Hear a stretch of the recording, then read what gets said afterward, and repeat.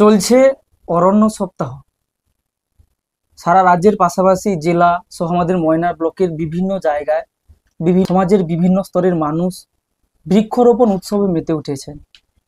আজকে আমরা এই অরণ্য সপ্তাহ চলাকালীন আমাদের স্টুডিওতে একজন বিখ্যাত মানুষকে পেয়েছি, যিনি ময়না পঞ্চায়েত সমিতির বন ও ভূমি কর্মাধ্যক্ষ এবং ময়নাতে সরকারিভাবে বেশি বেশি যাতে গাছ লাগানো হয় উনি বিভিন্নভাবে প্রচার করছেন, মানুষকে বৃক্ষরোপণে উদ্বুদ্ধ করছেন। সেই বৃক্ষপ্রেমী, পরিবেশ প্রেমী এবং ময়না পঞ্চায়েত সমিতির বন ও ভূমি কর্মাধ্যক্ষ সম্মানীয় নিপন জানা মহাশয়কে পেয়েছি। ওনাকে আমরা আমাদের চ্যানেল পক্ষ থেকে ধন্যবাদ জানাই। ওনার কাছ থেকে জেনে নেব চলছে অরণ্য সপ্তাহ, কিভাবে উনি বৃক্ষরোপণে মানুষকে উদ্যোগী করার জন্য প্রচার করছেন। না, প্রথমত আমি ধন্যবাদ জানাই প্রেস ক্লাবকে।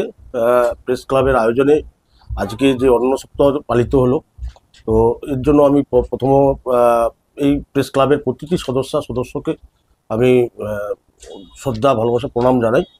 তো আমাদের আপনারা দেখেছেন যে গত 14 তারিখ আমাদের মাননীয় মুখ্যমন্ত্রী যে বন মহোৎসব উদযাপন করেছিলেন, সেটা সারা পশ্চিমবাংলা জুড়ে, সেটা আমার ময়না ব্লকেও হয়েছিল।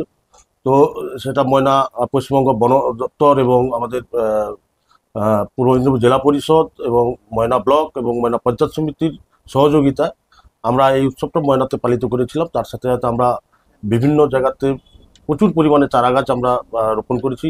বিশেষ করে আমাদের তৎপর আমাদের জেলা পরিষদের যিনি কর্মাধ্যক্ষা রয়েছেন শ্রীমতী ওবা ম্যাডাম, তিনি খুব তৎপর এই বৃক্ষরোপণ মানে এই বৃক্ষরোপণের দিক থেকে, এবং আমাদের পঞ্চায়েত সমিতির সভাপতি থেকে আরম্ভ করে সবাই খুব তৎপর যে বৃক্ষরোপণ করতে হবে। কারণ আজকে আমরা বুঝতে পেরেছি যে আমরা আগে ছোটোবেলায় পড়তাম না যে একটি গাছ একটি প্রাণ, সেটা আজকে আমরা উপলব্ধ করতে পেরেছি যে সত্যি একটি গাছ একটি প্রাণ নয়, এই একটি গাছ সহস্র প্রাণ। কারণ এই গাছ যদি না থাকে, বর্তমান যে সমাজের যে অবক্ষয় এবং যে পলিউশনের মাত্রা এতখানি বেড়ে গেছে, এবং তার সাথে সাথে আজকে খরা, বন্যা সব কিছু নিয়ন্ত্রণ কিন্তু আজকে এই গাছ, তার সবের মূলে আছে গাছ। আবার যদি ভারতবর্ষের অর্থনৈতিক উন্নয়নের দিক থেকেও দেখি, তাহলে কিন্তু একটা গাছ। তো সর্বোপরি আমাদেরকে গাছ লাগাতে হবে এবং আগামী দিনে প্রজন্মকে বাঁচাতে হবে।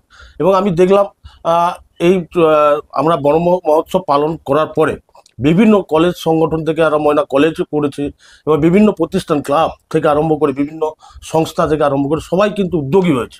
এটা একটা খুব ভালো দিক। তা আমরা সেই জায়গায় আমরা আমাদের কাছে যারা আসছেন আমরা নিশ্চয়ই সহযোগিতা করছি, এবং আমাদের জেলা পরিষদের অভয়াদি তিনিও খুব তৎপর, তিনি বন দপ্তরের সঙ্গে কথা বলছেন। আমরা একটা ময়নাতে একটা বৃহৎ আকারে একটা বৃক্ষরোপণ করব। আমরা সিদ্ধান্ত নিয়েছি, যেটা হচ্ছে ময়না আমাদের যে ফ্লাইওভার থেকে আপ টু বলাইপন্ডা পর্যন্ত 8 কিলোমিটার প্রায় আমরা একটা বৃক্ষরোপণের আগামী দিনের কর্মসূচি নিয়েছি। এবং আমি বলবো শুধু বৃক্ষরোপণ করলে নয়, বৃক্ষরোপণ করার সাথে সাথে যেমন একটা সন্তানকে যেমন তার মা যেমন বা লালন পালন করে বড় করে তুলে, তা আমাদের কর্তব্য থাকবে সেই গাছটা যে লাগালাম গাছটাকে রক্ষণাবেক্ষণ করে তাকে বড় করে তোলা। নিয়ম আছে যে একটা গাছ কাটলে যে ক্ষতিটা হয় তার জন্য একাধিক বা অনেকগুলো গাছ লাগাতে হয়। আমরা দেখেছি মানুষ প্রয়োজনে গাছ কাটছে, কিন্তু মানে তুলনামূলকভাবে সেইভাবে গাছ লাগাচ্ছে না। কি বার্তা দিবেন যারা এটা? সেটা আমরা সবসময় বলে এসেছি যে একটা যদি গাছ আপনি কেটে থাকেন, মানুষের প্রয়োজনে মানুষ গাছ কাটছে, সবকিছু করছে, কিন্তু একটা যদি গাছ কাটেন আপনি অন্তত 10টা গাছ লাগান, 10টা গাছ লাগান, তবে পরিবেশের ভারসাম্য সেটা কিন্তু বজায় থাকে। সেটা আমরা বারবার সবাইকে অনুরোধ করি। বন মহোৎসব 1 সপ্তাহ ধরে হবে, আবার মানুষ কিন্তু ভুলে যায়। তো মানুষকে বেশি বেশি গাছ লাগানোর জন্য উদ্যোগী করার জন্য আপনারা কিভাবে প্রচার করবেন?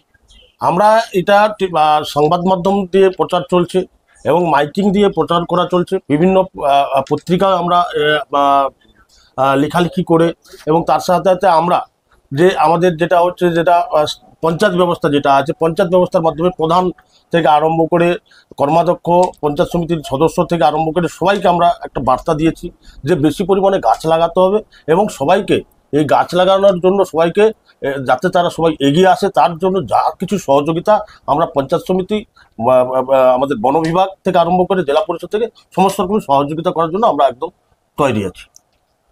আপনারা শুনলেন ময়না পঞ্চায়েত সমিতির বন ও ভূমি কর্মাধ্যক্ষ সন্দীপন জানা মহাশয়ের কাছ থেকে অরণ্য সপ্তাহ সম্পর্কে, পরিবেশ সম্পর্কে কিছু কথা। আমরা ওনাকে আমাদের চ্যানেলের পক্ষ থেকে ধন্যবাদ জানাই। আপনারা ময়নার যাবতীয় তথ্য আমাদের চ্যানেলে পাবেন, তার জন্য আপনারা সর্বদা আমাদের চ্যানেলে চোখ রাখুন। সকলকে অসংখ্য ধন্যবাদ। কিরে বোন, এতদিন পর? থাক থাক, প্রণাম করতে হবে না, ভেতরে চল। বাহ, খুব সুন্দর বাড়ি বানিয়েছিস তো দাদা, তাই রং করাসনি কেন? রং তো করাবো, কিন্তু ইন্টেরিয়র ওয়াল, এক্সটেরিয়র ওয়াল ইত্যাদির জন্য কোন কোম্পানির রং ভালো, কোথা থেকে নেব, কাকে দিয়ে করাবো, এসব সম্বন্ধে তো আমি কিছুই জানি না। ও দাদা, সেজন্য তোর নিকটবর্তী এশিয়ান পেইন্টসের একমাত্র easy colour prime store Gunamoyee enterprise আছে তো। গুণময়ী এন্টারপ্রাইজ দেয় Asian Paints safe painting service. ওনারা কম্পিউটারের সাহায্যে ঘর রং করিয়ে দেখিয়ে দেবেন এবং কোন রং ভালো লাগবে তার পরামর্শও দেবেন। তার সাথে ওয়ারেন্টি কার্ডও দেবেন। আমার বাড়িতে এসে রং কেমন হয়েছে দেখে ছবিও তুলে নিয়ে গেছে। বেশ ভালো তো। তুই তাহলে এক্ষুনি আমাকে গুণময়ী এন্টারপ্রাইজের ঠিকানা আর যোগাযোগ নাম্বারটা দিস। গুণময়ী এন্টারপ্রাইজ, ঠিকানা জলচক, পিংলা, পশ্চিম মেদিনীপুর। যোগাযোগ নাম্বার 8240720151।